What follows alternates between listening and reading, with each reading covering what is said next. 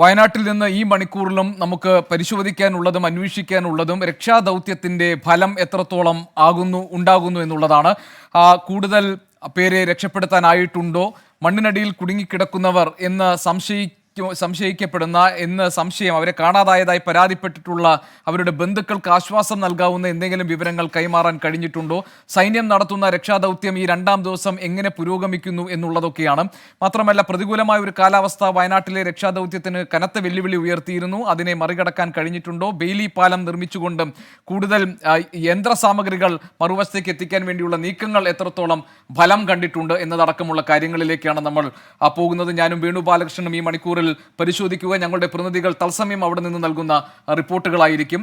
വേണു, നമ്മളോടൊപ്പം ഉള്ളത് എസ് വിജയകുമാറാണ്. ഇപ്പോൾ ചൂരൽമലയിൽ നിന്ന് നമുക്ക് വിജയന്റെ റിപ്പോർട്ടിലേക്ക് പോകാം. വിജയകുമാർ, ഏറ്റവും ഒടുവിൽ നൽകാൻ കഴിയുന്ന വിവരങ്ങൾ എന്തൊക്കെയാണ്? സുർജിത് അയ്യപ്പത്തുണ്ട് തത്സമയ വിവരങ്ങളുമായി.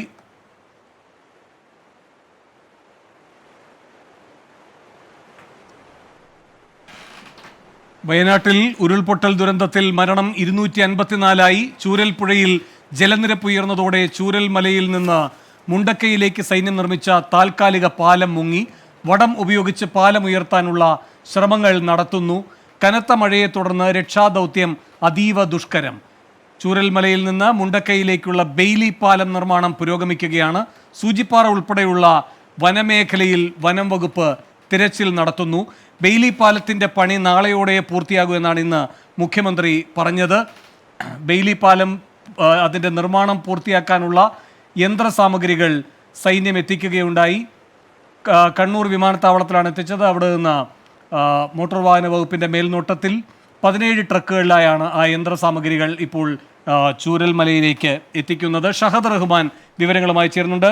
ഷഹദ്, രക്ഷാപ്രവർത്തനം എന്ന് വെച്ചാൽ ആ ദുരന്ത മേഖലയിലെ രക്ഷാസേനയുടെ പ്രവർത്തനങ്ങൾ എങ്ങനെ പുരോഗമിക്കുന്നു, എന്തൊക്കെയാണ് പുതിയ വിവരങ്ങൾ?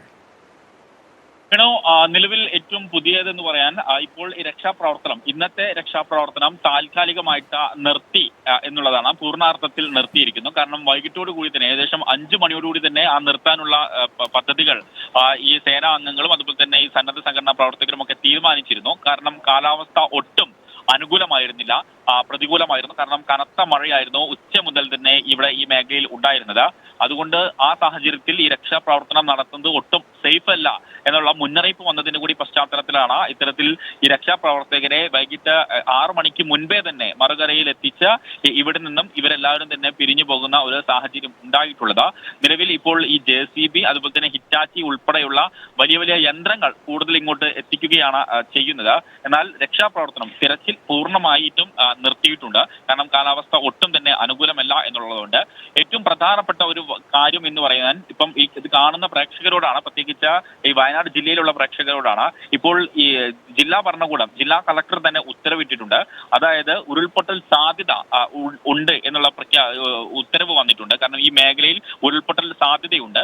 അതുകൊണ്ട് തന്നെ വീണ്ടും ഉരുൾപൊട്ടാനുള്ള സാധ്യതയുണ്ട്. അതുകൊണ്ട് ഇത്തരത്തിൽ ഉരുൾപൊട്ടാൻ സാധ്യതയുള്ള മേഖലകളിൽ നിന്ന് പരമാവധി ആളുകൾ മാറി താമസിക്കണം എന്ന് പറഞ്ഞിട്ടുണ്ട്. കൂടാതെ മുൻ വർഷങ്ങളിലൊക്കെ തന്നെ ഉരുൾപൊട്ടിയ മേഖലയിലുള്ള ആളുകളും അവിടെ നിന്ന് മാറി താമസിക്കണം എന്ന ഇപ്പോൾ നിർദ്ദേശം വന്നിട്ടുണ്ട്. അല്പസമയം മുമ്പാണ് ജില്ലാ കളക്ടർ ഇതുമായി ബന്ധപ്പെട്ട് വാർത്താക്കുറിപ്പ് പുറത്തിറക്കിയിട്ടുള്ളത്. കാരണം ജില്ലയിൽ ഇനിയുള്ള മണിക്കൂറുകളിൽ മഴ ശക്തമാകാനുള്ള ഒരു സാധ്യത മുന്നിൽ കാണുന്നുണ്ട്. കാരണം അങ്ങനെയാണ് കാലാവസ്ഥാ നിരീക്ഷണ കേന്ദ്രത്തിന്റെ പ്രവചനം. ആ ഒരു പശ്ചാത്തലത്തിൽ ഇത്തരം മേഖലകളിലുള്ള ആളുകളൊക്കെ തന്നെ പരമാവധി സുരക്ഷിത സ്ഥാനങ്ങളിലേക്ക് മാറുക, അല്ലെങ്കിൽ ദുരിതാശ്വാസ ക്യാമ്പുകളിലേക്ക് മാറുക എന്നൊരു നിർദ്ദേശമാണ് നിലവിൽ ഇപ്പോൾ ജില്ലാ ഭരണകൂടം പുറപ്പെടുവിച്ചിട്ടുള്ളത്. മാത്രമല്ല, ഇന്ന് ഈ താൽക്കാലികമായി നിർമ്മിച്ചിട്ടുള്ള പാലം കുറെ അധികം സമയം പ്രവർത്തിക്കാത്ത ഒരു സാഹചര്യം ഉണ്ടായിരുന്നു. കാരണം ഈ പുഴയിൽ വലിയ രീതിയിലുള്ള കുത്തൊഴുക്ക് രൂപപ്പെട്ടിട്ടുണ്ടായിരുന്നു. കാരണം ഉൾവനത്തിലൊക്കെ നല്ല രീതിയിൽ മഴ പെയ്യുന്നു. സമാനമായ രീതിയിൽ ഇപ്പോൾ നമ്മൾ ഈ രക്ഷാപ്രവർത്തനം നടത്തുന്ന മേഖലയിലും വലിയ രീതിയിൽ മഴ പെയ്യുന്നുണ്ടായിരുന്നു. ആ ഒരു പശ്ചാത്തലത്തിൽ വലിയ കുത്തൊഴുക്കാണ് ഈ പുഴയിൽ ഉണ്ടായിരുന്നത്. അതുകൊണ്ട് ഈ സേന നിർമ്മിച്ച പാലം, താൽക്കാലികമായി നിർമ്മിച്ച പാലം പൂർണ്ണാർത്ഥത്തിൽ കുറെ അധികം മണിക്കൂറുകൾ പണിമുടക്കിയിട്ടുണ്ടായിരുന്നു. പിന്നീട് കുത്തൊഴുക്കൊന്ന് കുറച്ച് കുറയുകയും മഴ ചെറിയ രീതിയിലും നേരിയ ശമനം വന്ന ഘട്ടത്തിലാണ് വീണ്ടും ഈ രക്ഷാപ്രവർത്തനത്തിനായി മറുകരയിലേക്ക് പോയ 100ഓളം വരുന്ന രക്ഷാപ്രവർത്തകരെ ഇപ്പുറത്തെ കരയിലേക്ക് എത്തിച്ചിട്ടുണ്ടായിരുന്നത്. കൂടാതെ റോപ്പ് ഉപയോഗിച്ച് ഈ മൃതദേഹങ്ങൾ കരയിലേക്ക് എത്തിക്കുന്ന നടപടി അത് ഇന്നും തുടർന്നിട്ടുണ്ടായിരുന്നു. കാരണം റോപ്പ് വഴി മാത്രമാണ് ഇന്നും മൃതദേഹങ്ങൾ കൊണ്ടുവന്നിട്ടുണ്ടായിരുന്നത്. കൂടാതെ ഇന്ന് ഈ രക്ഷാപ്രവർത്തനത്തിന് നേതൃത്വം നൽകുന്ന ഘട്ടത്തിൽ ആദ്യം ഇവർ പ്രാമുഖ്യം നൽകിയിട്ടുണ്ടായിരുന്നത് അത് ഇനിയുള്ള ദിവസങ്ങളിൽ ഈ മേഖലയിലേക്ക് കടന്നു ചെല്ലാനുള്ള റോഡ് എത്രയും വേഗം നിർമ്മിക്കുക എന്നുള്ളതായിരുന്നു. അത് ഒരു വലിയൊരു ഘട്ടത്തിൽ വിജയിച്ചു എന്ന് വേണം പറയാൻ. കാരണം ഇന്ന് രാവിലെ നമ്മൾ ഈ മലയിലേക്കൊക്കെ ശരി ഷഹദ് റഹ്മാനാണ് വിവരങ്ങൾ നൽകിയത്. ദുരന്ത മേഖലയിൽ നിന്ന് ഏറ്റവും പുതിയ വിവരങ്ങളായിരുന്നു ഷഹദ് നൽകിയത്. അതിൽ ഏറ്റവും പ്രധാനപ്പെട്ട ഒരു കാര്യം, ഉരുൾപൊട്ടൽ സാധ്യതാ മേഖലകളിൽ കഴിയുന്നവരുണ്ടെങ്കിൽ അതിശക്ത മഴ ഉണ്ടാകാൻ സാധ്യതയുണ്ടെന്ന കാലാവസ്ഥാ മുന്നറിയിപ്പ് കൂടി വന്നിരിക്കുന്ന സാഹചര്യത്തിൽ അവിടെ നിന്ന് അവർ മാറി താമസിക്കേണ്ടതാണ്, സുരക്ഷിതമായ മേഖലകളിലേക്ക് മാറണം എന്നുള്ളതാണ്. മറ്റൊരു പ്രധാനപ്പെട്ട കാര്യം, രണ്ടാം ദിനത്തിലെ രക്ഷാദൗത്യം ഇപ്പോൾ അവസാനിപ്പിച്ചിരിക്കുന്നു സൈന്യവും മറ്റ് സംഘങ്ങളും എന്നുള്ള വിവരം കൂടി വരുന്നു. എസ് വിജയകുമാർ നമ്മളോടൊപ്പം ഏറ്റവും പുതിയ വിവരങ്ങളുമായി ചേരുന്നത് ചൂരൽമലയിൽ നിന്നാണ്. എസ് വിജയകുമാർ, ഈ രണ്ടാം ദിനത്തിലെ രക്ഷാദൗത്യം എത്രത്തോളം കാര്യക്ഷമമായിരുന്നു? എന്താണ് ഈ രക്ഷാദൗത്യത്തിന്റെ ഇന്നത്തെ ഫലം?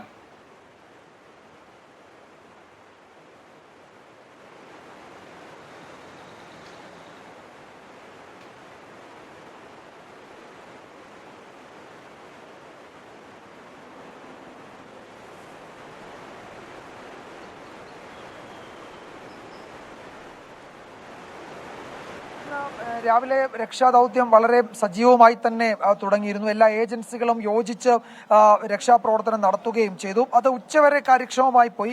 പക്ഷെ ഉച്ചയ്ക്ക് ശേഷം അപ്രതീക്ഷിതമായി ഈ ഓറഞ്ച് അലേർട്ടാണ് എന്ന് പറയുന്നു എങ്കിൽ പോലും വയനാട്ടിൽ റെഡ് അലേർട്ടിന് സമാനമായ മഴയാണ് പെയ്തത്. അത് ഈ രക്ഷാദൗത്യത്തെ ആകെ ബാധിച്ചു എന്ന് പറയാം. പിന്നീട് അങ്ങോട്ട് മഴയുടെ കാഠിന്യം കാരണം ഈ പുഴയിൽ വെള്ളം ഉയർന്നു. താൽക്കാലിക പാലം പ്രവർത്തിക്കാൻ കഴിയാതെയായി. രക്ഷാദൗത്യത്തിന് പോയവർ മറുകരയിൽ കുടുങ്ങുന്ന അവസ്ഥ വരെ ഉണ്ടായി. അതിനുശേഷം പിന്നീട് ഒരു റിസ്ക് എടുത്തു തന്നെ എന്ന് പറയാം, ആർമി വീണ്ടും ആ പാലം ഉയർത്തുകയും അതിലൂടെ ആളുകളെ തിരികെ എത്തിക്കുകയും ചെയ്തിട്ടുണ്ട്. നമ്മൾ ഈ ദൃശ്യങ്ങളിൽ കാണുന്നത് ആർമി രാത്രിയിൽ അവരുടെ താൽക്കാലിക പാലം ക്രമീകരിക്കുന്നതിന്റെ ജോലി രാത്രിയിലും തുടരുകയാണ്. ഈ മഴയൊക്കെ കാരണം അവർക്ക് യന്ത്രസാമഗ്രികൾ ഇവിടെ എത്തിക്കുന്നതിലൊക്കെ കാലതാമസം നേരിട്ടിരുന്നു.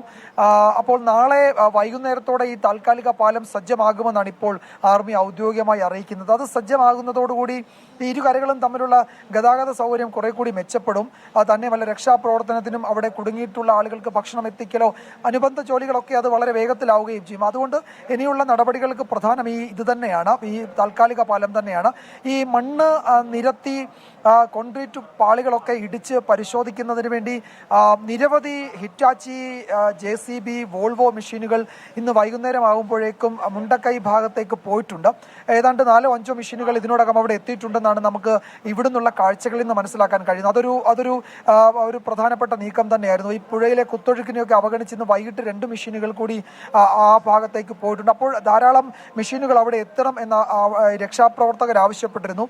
അവരുടെ ആവശ്യം അനുസരിച്ചില്ലെങ്കിൽ പോലും അത്യാവശ്യം ജോലികൾക്ക് വേണ്ടുന്ന മെഷീനുകൾ ഇതിനോടകം അവിടെ എത്തിയിട്ടുണ്ട്. അത് ഫലപ്രദമായി ഉപയോഗിക്കാൻ കഴിയും. ഇന്ന് അത്തരം ജോലികൾ അവിടെ തുടങ്ങുകയും മനസ്സിലാക്കാൻ കഴിഞ്ഞു. കാരണം ഏതാണ്ട് 5 മണി 6 മണി സമയമാകുമ്പോഴേക്കും കൂടുതൽ മൃതദേഹങ്ങൾ ആ ഭാഗത്തു നിന്ന് ഇവിടെ കൊണ്ടുവരുന്ന കാഴ്ചയുണ്ടായി. തുടർച്ചയായി അവിടെ നിന്ന് മൃതദേഹം ഇവിടേക്ക് കൊണ്ടുവരികയും ആംബുലൻസിൽ അത് മോർച്ചറികളിലേക്ക് മറ്റും കൊണ്ടുപോകുന്നു നമ്മൾ കണ്ടു. അപ്പോൾ അവിടെ അത്തരം പരിശോധന തുടങ്ങി എന്നതിൻ്റെ സൂചനയായി കൂടി വേണം അതിനെ കണക്കാക്കാൻ. നാളെ ഇപ്പോൾ ഏറ്റവും പ്രധാനം അവിടേക്ക് ഈ മണ്ണ് നിരത്തിയുള്ള മണ്ണിനടിയിലുള്ള പരിശോധന, ജീവന്റെ കണിക തേടിയുള്ള പരിശോധന നാളെ അവിടെ നടക്കും. ഒപ്പം അവിടെ എന്താണോ അവിടെ ആളുകൾ കുടുങ്ങിയിട്ടുള്ളത് എന്നത് സംബന്ധിച്ച് വളരെ വിശദമായി ഈ മനുഷ്യനും യന്ത്രങ്ങളും ഒരുമിച്ച് ചേർന്നുള്ള ഒരു പരിശോധനയാണ് നാളെ ഈ ദുരന്ത ഭൂമിയിലാകെ നടക്കാൻ പോകുന്നത്. അതിന് വേണ്ടുന്ന ക്രമീകരണങ്ങൾ ഇതിനോടകം ജില്ലാ ഭരണകൂടം ഏർപ്പെടുത്തിയിട്ടുണ്ട്. ഒരു പ്രധാനപ്പെട്ട കാര്യമുള്ളത്, കാലാവസ്ഥ അനുകൂലമാണെങ്കിൽ നാളെ ഒരു പ്രധാന ദിവസം തന്നെയായിരിക്കും. പക്ഷേ ഓറഞ്ച് അലേർട്ട് ആണെങ്കിലും റെഡ് അലേർട്ടിന് സമാനമായ മഴ ഇന്ന് ഉച്ചയ്ക്ക് ശേഷം പെയ്തു എന്നത് വസ്തുതയാണ്. അതുകൊണ്ടാണ് നേരത്തെ ഷഹദ് പറഞ്ഞതുപോലെ ഈ മുൻകാലങ്ങളിൽ മണ്ണിടിച്ചിലുണ്ടായ, ഉരുൾപൊട്ടലുണ്ടായ മേഖലകളിൽ, അതുപോലെ ആ വാർണിംഗ് നൽകിയ മേഖലകളിൽ ഒരു കാരണവശാലും ആളുകൾ തുടരരുത്. അവർ ക്യാമ്പുകളിലേക്കോ ബന്ധു വീടുകളിലേക്കോ സുരക്ഷിത കേന്ദ്രങ്ങളിലേക്കോ മാറണം എന്ന കർശനമായ നിർദ്ദേശം ജില്ലാ കളക്ടർ നൽകിയത്. അപ്പോൾ ഒരു ഓറഞ്ച് അലേർട്ട് ആണെങ്കിലും റെഡ് അലേർട്ടിന് സമാനമായ കരുതൽ, ജാഗ്രത, മുന്നൊരുക്കം ഈ മേഖലയിൽ ഏർപ്പെടുത്തിയിട്ടുണ്ട് എന്നത് ഈ ഘട്ടത്തിൽ നമ്മൾ ഓർക്കുന്നുണ്ട്. നാളെ മുഖ്യമന്ത്രി പിണറായി വിജയന്റെ അധ്യക്ഷതയിൽ ഇവിടെ അവലോകന യോഗം ജില്ലാ കളക്ടറേറ്റിൽ ചേരുന്നുണ്ട്. അദ്ദേഹം ഒരുപക്ഷെ ക്യാമ്പുകൾ സന്ദർശിച്ചേക്കുമെന്ന സൂചനയുണ്ട്. ഈ ദൗത്യത്തിന്റെ തുടർ നീക്കങ്ങൾ എന്താണ് എന്നത് സംബന്ധിച്ചുള്ള വിലയിരുത്തലുണ്ടാവും. രാഹുൽ ഗാന്ധിയും പ്രിയങ്ക ഗാന്ധിയും നാളെ ഇവിടെ എത്തുമെന്ന് ഏതാണ്ട് ഇപ്പോൾ ഉറപ്പിച്ചിട്ടുണ്ട്. കോൺഗ്രസ് നേതാക്കൾ അത് വ്യക്തമാക്കുകയും ചെയ്യുന്നുണ്ട്. അപ്പോൾ ആ നിലയിൽ 2 VVIP വിസിറ്റുകൾ നാളെ ഉണ്ട്. അതിൽ മുഖ്യമന്ത്രിയുടേത് അദ്ദേഹം ഈ ദൗത്യത്തിന് ഏകോപനം നടത്തുന്ന മന്ത്രിതല സംഘവുമായി ചർച്ച നടക്കും, ഉദ്യോഗസ്ഥരുമായും ചർച്ച നടത്തും. അടുത്ത നീക്കങ്ങൾ എന്താണ് എന്നതിൽ നമ്മൾ എത്ര ദിവസം ഇത്ര ശക്തമായ തെരച്ചിൽ തുടരണം, അതൊക്കെ നാളത്തെ യോഗത്തിന് ശേഷം അറിയാൻ കഴിയും. ഒരു പ്രധാനപ്പെട്ട വിവരമുള്ളത്, ഈ മരണസംഖ്യ 250 പിന്നിടുമ്പോഴും ഇവിടെ കാണാതായവരുടെ സംഖ്യ 221 എന്ന് ഇവിടെ റവന്യൂ വകുപ്പ് പറയുമ്പോഴും ഈ നാട്ടുകാരുടെ വിലയിരുത്തൽ അതൊന്നുമല്ല. അതിനൊക്കെ അപ്പുറത്തേക്ക് ദുരന്തം ഉണ്ടായിട്ടുണ്ടെന്നാണ് അവർ പറയുന്നത്. കണക്കുകൾ നിരത്തി ഇപ്പോൾ ചൂരമലയിലെ കാര്യം പറഞ്ഞാൽ ഇവിടെ കാണാതായവരുടെ കൃത്യമായ വിവരം ഈ നാട്ടുകാർക്ക്, ഈ ഭാഗത്തുള്ളവർക്കുണ്ട്. അവർ പറയുന്നുണ്ട് ഈ വീട്ടിലെ ഇത്രയാൾ വന്നിട്ടില്ല, അവർ ഒരിടത്തുമില്ല, അവരെ പറ്റി വിവരമില്ല. ആ വീട്ടിലെ ഇത്രയാൾ, അതിൽ 2 പേരെ വന്നിട്ടുള്ളൂ, 3 പേര് ഇനിയും വന്നിട്ടില്ല. അങ്ങനെ കണക്കുകൾ നിരത്തി ഒരു കണക്കുകൾ അവരുടെ പക്കലുണ്ട്. അതുപോലെ മുണ്ടക്കൈ ഭാഗത്ത് നമ്മൾ കരുതിയതിനപ്പുറത്തേക്ക് ജീവഹാനി സംഭവിച്ചു എന്നാണ് നാട്ടുകാർ പറയുന്നത്. പക്ഷേ ഇത് ഔദ്യോഗികമായി അവർ സ്ഥിരീകരിക്കാത്തത് കൊണ്ട് നമ്മൾ ആ കണക്കിലേക്ക് പോകുന്നില്ല. സർക്കാർ പറയുന്ന കണക്കിൽ തന്നെയാണ് നമ്മളും ഇപ്പോൾ കേന്ദ്രീകരിക്കുന്നത്. ബാക്കി റവന്യൂ വകുപ്പ് സമയാസമയങ്ങളിൽ അത് അപ്ഡേറ്റ് ചെയ്യും. ഈ നാട്ടുകാരുടെ വിവരങ്ങൾ കൂടി ശേഖരിച്ച് അപ്ഡേറ്റ് ചെയ്യുമെന്നാണ് കരുതുന്നത്. ഇവിടെ നേരത്തെ നമ്മൾ പറഞ്ഞതുപോലെ വെള്ളാർമല സ്കൂളിന്റെ മുന്നിലൊക്കെ ഉണ്ടായിരുന്ന പല വീടുകളും നാമാവശേഷമായി. അവിടെ ഉണ്ടായിരുന്നവരെ പറ്റി ഒരു വിവരവുമില്ല. ഈ റവന്യൂ വകുപ്പിന്റെ കണക്കുകളിൽ അതൊക്കെ ഉൾപ്പെട്ടിട്ടുണ്ടോ എന്നറിയില്ല. നമ്മൾ ഇന്ന് ആ ഭാഗത്തൊക്കെ പോയതാണ്. അവിടെയൊക്കെ വെറും മണ്ണ് കൂമ്പാരം മാത്രമാണ്. ഇന്ന് വൈകുന്നേരം തുടർച്ചയായി അവിടെ നിന്ന് ആംബുലൻസുകൾ താഴേക്ക് വരുന്നുണ്ടായിരുന്നു. എന്ന് വെച്ചാൽ അവിടുത്തെ തെരച്ചിലിൽ ജീവനറ്റ ശരീരഭാഗങ്ങൾ കിട്ടിയിട്ടുണ്ടെന്നാണ് നമ്മൾ മനസ്സിലാക്കുന്നത്.